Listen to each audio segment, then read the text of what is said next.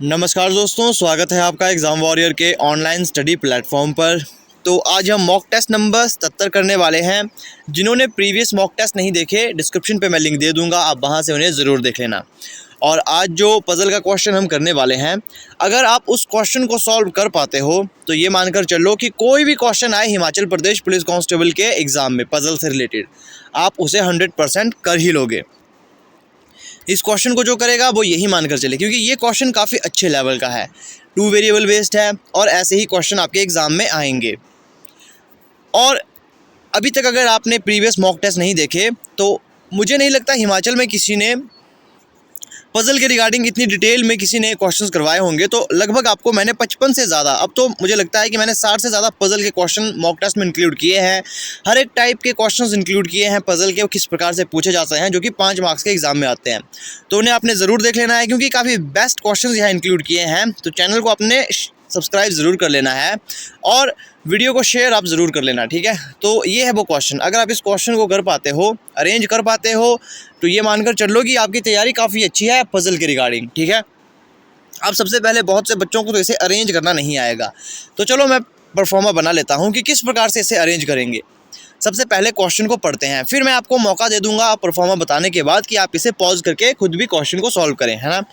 सबसे पहले आप यहाँ क्वेश्चन देखिए, यहाँ कहा गया है 8 व्यक्ति है NOPQRST और U का जन्म 4 अलग अलग महीने में हुआ। अब पहली बात, इसका मतलब जब 8 व्यक्ति है और 4 महीने हैं, मतलब 2 व्यक्ति का एक महीने में ही जन्म हुआ है और 2 अलग अलग तारीखें हैं, 7 और 24 को हुआ था, लेकिन आवश्यक नहीं इसी क्रम में हो। मतलब 8 व्यक्ति हैं, 4 महीने हैं, 2 तारीखें हैं, मतलब एक महीने में 2 व्यक्ति आएंगे, उनमें या तो 24 को या तो 7 तारीख को उनका जन्म हुआ था, ठीक है।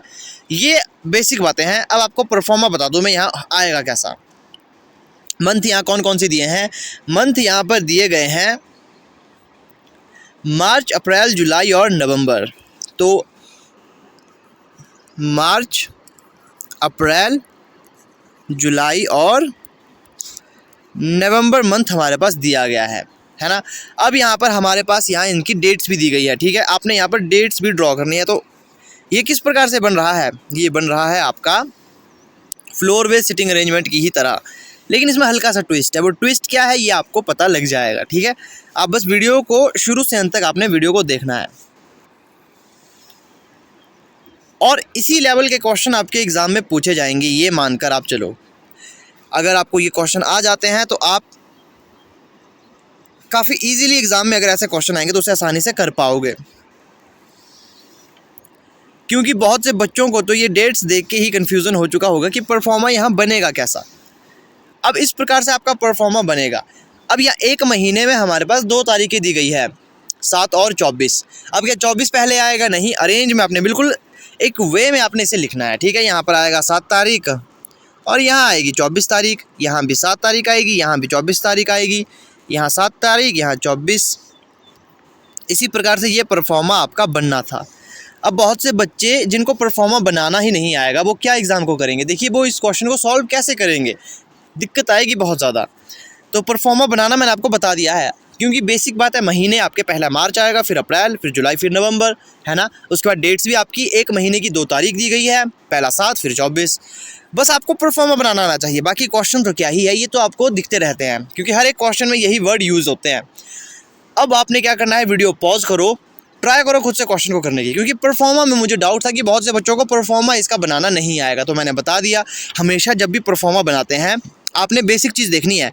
8 व्यक्ति हैं, 4 महीने हैं, मतलब 4 महीने आपने सीक्वेंस में लिखने हैं, जो महीने होते हैं, कौन सा महीना पहले आता है, फिर उनकी डेट्स, मतलब एक महीने में 2 डेट्स आएगी, मतलब एक महीने में 2 व्यक्ति आएंगे, या तो जिसका जन्म 7 को हुआ है या फिर 24 को हुआ है। अब इस क्वेश्चन में काफ़ी तगड़ा ट्विस्ट भी है। अब आप उसे पता कर पाते हो या नहीं, वीडियो को पॉज कर लो और ट्राई करो खुद से सॉल्व करने की क्वेश्चन को। तो आई होप आपने वीडियो पॉज की होगी, खुद से ट्राई किया होगा क्वेश्चन को सॉल्व करने का, है ना। अब मैं आपको बताता हूँ इसे करना क्या है। तो हमने क्वेश्चन यहाँ तक पढ़ा था। अब यहाँ कहा गया है R और Q के बीच में एक व्यक्ति का जन्म हुआ। R और Q के बीच में एक व्यक्ति का जन्म हुआ, ठीक है, ये हमने मान लिया। अब ज़रूरी नहीं ऐसे ही आगे पीछे भी हो सकता है, ये आपको पता है। Q यहाँ भी आ सकता है, R यहाँ आ सकता है ना, ये चीज़ आपको पता है। जिसका जन्म T से पहला हुआ था, जिसका किसका, यहाँ पर जिसका मतलब कि Q, क्यू का जन्म टी से पहला हुआ था, है ना, जो और जिसका ये चीज़ मैं आपको कल की वीडियो में बता चुका था डिटेल में। अब यहाँ कहा गया है एन का जन्म सम संख्या वाले महीने में हुआ है। सम संख्या वाले महीने में इसका मतलब क्या है? सम संख्या महीना, एक महीना होता है जो होता है 31 तारीख का, 31 दिन जिसमें होते हैं। एक होता है जिसमें 30 दिन होते हैं, और ये जुलाई, इसमें 31 दिन होते हैं, इसमें 30 दिन, मतलब एन का जन्म हुआ है 30 दिन वाले महीने में। ठीक है, ये भी हमें पता लग चुका। आगे कहा गया है कि एक ही तारीख को टी और ओ का जन्म से 3 महीने पहले हुआ था, मतलब टी का जन्म ओ से 3 महीने पहले हुआ था। ये हमारा क्वेश्चन यहाँ से शुरू होगा। अब बच्चों ने गलती कहाँ डाली होगी ये चीज़ मैं आपको बता देता हूँ। उन्होंने क्या किया होगा कि टी और ओ के बीच में 3 महीने का डिफरेंस है। टी है ओ से 3 महीने पहले पैदा हुआ, ये यहाँ पर कहा गया है कि एक ही तारीख, टी का जन्म ओ से 3 महीने पहले हुआ एक ही तारीख को, तो 3 महीने का डिफरेंस यहाँ पर बच्चों को दिख गया होगा। मतलब एक ने क्या कर दिया होगा, टी को पहले यहाँ ले लिया, तो 3 महीने का डिफरेंस यहाँ से ये 1 महीना हो गया, दूसरा महीना यहाँ, तीसरा महीना यहाँ, तो यहाँ पर ओ को लिख लिया। और एक बच्चे ने क्या किया होगा कि जो ज़्यादा स्मार्ट बन रहा होगा उसने, देखो यहाँ पर टी को लिख लिया और फिर ओ को यहाँ लिख लिया, है ना। ये यहाँ पर आपने किया होगा। बहुत से बच्चों ने इस प्रकार से 3 महीने का डिफरेंस लिया होगा।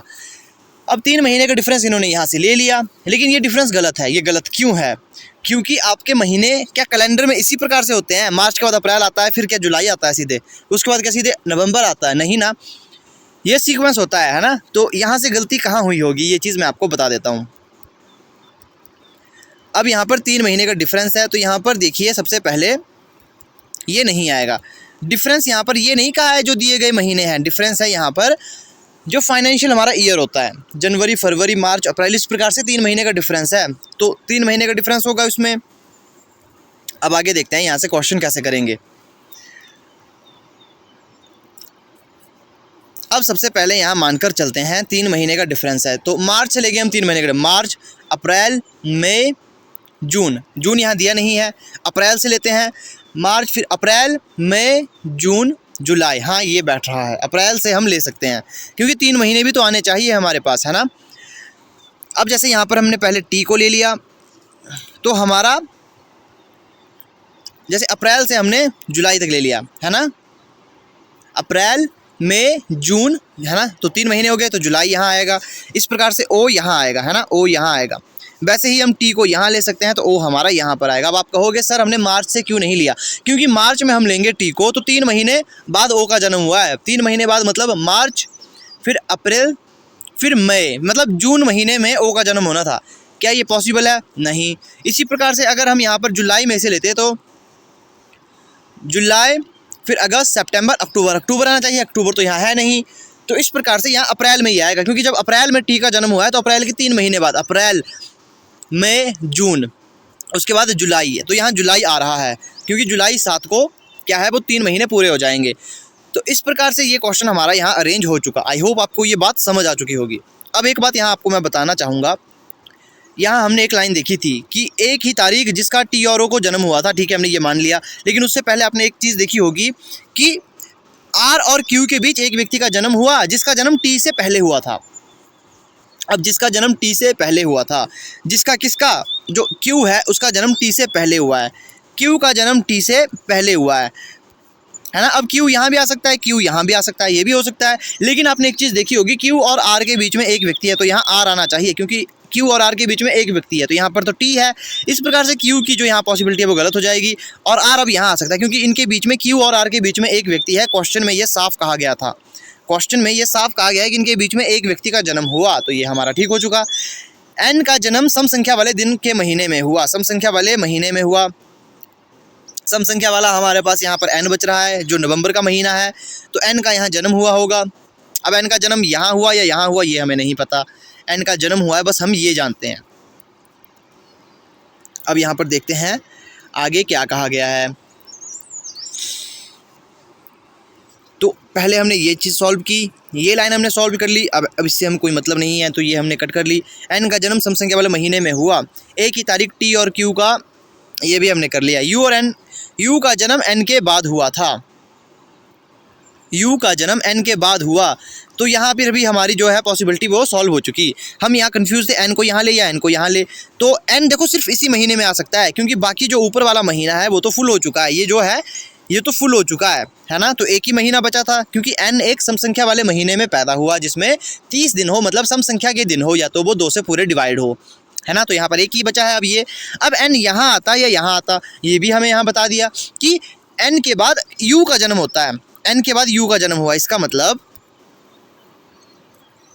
मतलब क्या है, जो एन है, एन पहले जन्मा, उसके बाद यू का जन्म हुआ। ये यहाँ पर हमारे पास क्वेश्चन बचा था।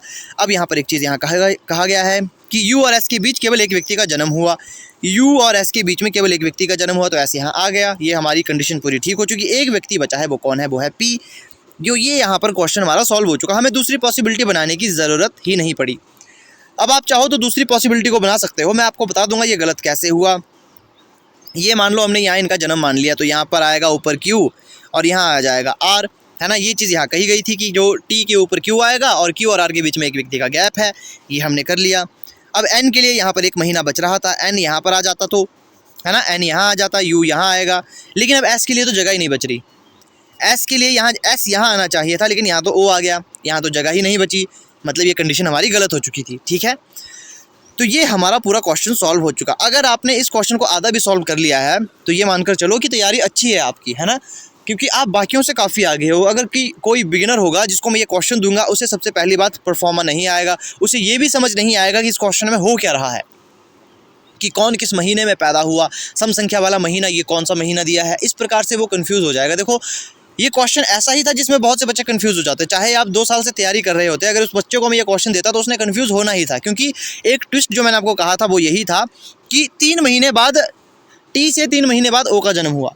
बच्चे यही मानकर चलते हैं कि जो हमारे पास गिवन मंथ है इसी में हुआ होगा, लेकिन आपने एक चीज़ मानकर चलना है। अगर कहा गया है कि नीचे दिए गए महीनों के 3 महीने बाद, ऐसा थोड़ी हो सकता है। देखो क्या हमारे पास कैलेंडर अलग अलग है? नहीं, कैलेंडर एक ही है, जो कि फाइनेंशियल कैलेंडर हमारे पास होता है। स्टैटिक इन्फॉर्मेशन एक ही है हमारे पास, है ना। कैलेंडर कभी ऐसा तो हो नहीं सकता कि क्वेश्चन अपने हिसाब से दे कि हमारे पास कैलेंडर में पहले अप्रैल आता है उसके बाद जनवरी आएगा, ऐसा कभी नहीं होता, है ना, ऐसा कभी नहीं होता। अगर किसी क्वेश्चन में ऐसा दिया भी गया है वो क्वेश्चन ही गलत है, क्योंकि हमारे पास एक स्टैटिक इन्फॉर्मेशन होनी चाहिए। तो स्टैटिक इन्फॉर्मेशन मंथ थी हमारे पास, ये मंथ हमारे पास दिए गए थे। उसके बाद 3 महीने बाद ओ का जन्म होता है, तो आपने शुरुआत करनी थी एम से, एम के बाद 3 महीने बाद, तो वो महीना ही इसमें नहीं आ रहा। अप्रैल के बाद जुलाई आ रहा है 3 महीने बाद, हाँ यहाँ पर पॉसिबिलिटी हमारी बैठ चुकी थी। जुलाई के बाद भी वो महीना नहीं आ रहा, एन से पहले और बाद का महीना तो हम ले ही नहीं सकते, क्योंकि एन के बाद कोई महीना यहाँ पर दिया ही नहीं गया था। इस प्रकार से क्वेश्चन सॉल्व हुआ। आपने क्या करना है, वीडियो को फिर से देखना है, क्योंकि मेरी प्रैक्टिस यही है। मैं आपको देखिए बाकी चीज़ों पे इतनी प्रैक्टिस नहीं करवा रहा, लेकिन मैं करवा रहा हूँ पज़ल पे, कि जो बच्चे मेरे पास पढ़ रहे हैं वो इस काबिल बने, इस सक्षम बने कि जो पज़ल के 5 मार्क्स का क्वेश्चन होता है वो आप सॉल्व कर लें। क्योंकि यहाँ से अगर आप लीड ले लोगे तो 5 मार्क्स की लीड मिल जाएगी आपको, क्योंकि बाकी क्वेश्चन ऐसे मुश्किल तो होते नहीं है और उतने भी टफ नहीं आते एग्जाम में। बेसिक से फॉर्मूले जो मैंने करवाए हैं प्रीवियस क्लास में, उन्हें देख लो, आसानी से कर लोगे। लेकिन पज़ल के क्वेश्चन आप देख लेना, आपके दोस्त सर्कल में जो भी आपके फ्रेंड सर्कल होता है उसमें से अगर आपका मान लो 20 बंदों का सर्कल है ना, तो उसमें से 2 बच्चे ही होंगे जिन्होंने ठीक किया होगा, वो भी काफ़ी रेयरली। तो यही कोशिश मेरी शुरुआत से थी कि आपको मैं पज़ल में काफ़ी अच्छा बना लूँ, आपकी पज़ल की प्रैक्टिस काफ़ी अच्छी करवा लूँ, ताकि आप यहाँ से लीड ले लो, है ना। तो जो मेन पर्पज़ है मेरा वो है पज़ल का आपका क्वेश्चन पूरा सॉल्व हो आसानी से। तो जिन्होंने प्रीवियस मॉक टेस्ट नहीं देखे, देखो अगर आपने प्रीवियस मॉक टेस्ट देखे हैं ना, फिर भी आप एक बार देख लो, फिर भी आपने क्या करना है, वीडियो पॉज करो, आपने ज़्यादा टाइम वेस्ट नहीं करना। मुझे पता है वीडियो में ज़्यादा टाइम वेस्ट हो जाता है, क्वेश्चन देखा आपने, है ना, क्योंकि अब जब आप फिर से मॉक टेस्ट देखोगे ना, जो आपने देख लिया है, आपने सीधा क्या करना है, क्वेश्चन देखना है, सॉल्व करने की कोशिश करनी है, फिर उसके बाद आपने सीधा सॉल्यूशन पर जाना है जहाँ पर मैंने पूरा क्वेश्चन सॉल्व करवाया। ज़्यादा आपने बीच का जो मटेरियल है वो नहीं देखना, वो तब देखना अगर आप पहली बार देख रहे हो। अगर पहली बार देख रहे हो तो आपने तब शुरुआत से लेकर हर एक चीज़ देखना है, क्योंकि हर एक चीज़ मैंने काफ़ी इंपॉर्टेंट बातें बताई गई है। लेकिन अगर आप उस वीडियो को पहले ही देख चुके हो तो आपको वो बातें याद है, अगर याद है तो ही आपने स्किप करनी है, सीधी एंड पॉइंट से आपने स्टार्टिंग पॉइंट से एंड पॉइंट पर जाना है, क्योंकि उससे क्या होगा, आपका टाइम भी बच जाएगा, है ना। अगर आपका क्वेश्चन सॉल्व ही नहीं हो रहा तो आप वीडियो देख सकते हो। तो उम्मीद है आपको आज की वीडियो अच्छी लगी होगी। देखो वीडियो आप शेयर नहीं कर रहे, आप वीडियो को लाइक और शेयर ज़रूर किया कीजिए, क्योंकि इससे मुझे मोटिवेशन मिलती है। तो लाइक शेयर आपने ज़रूर कर लेना है। और जिन भाइयों ने अभी तक मेरा चैनल सब्सक्राइब नहीं किया है वो चैनल ज़रूर सब्सक्राइब कर लो, क्योंकि यहाँ पर हिमाचल प्रदेश के रिगार्डिंग लेटेस्ट जो नोटिफिकेशन होती है जॉब के रिगार्डिंग और कोई भी अपडेट होता है वो आपको दे दिया जाता है, और उसकी फ्री कोचिंग क्लासेस भी प्रोवाइड करवाई जाती है।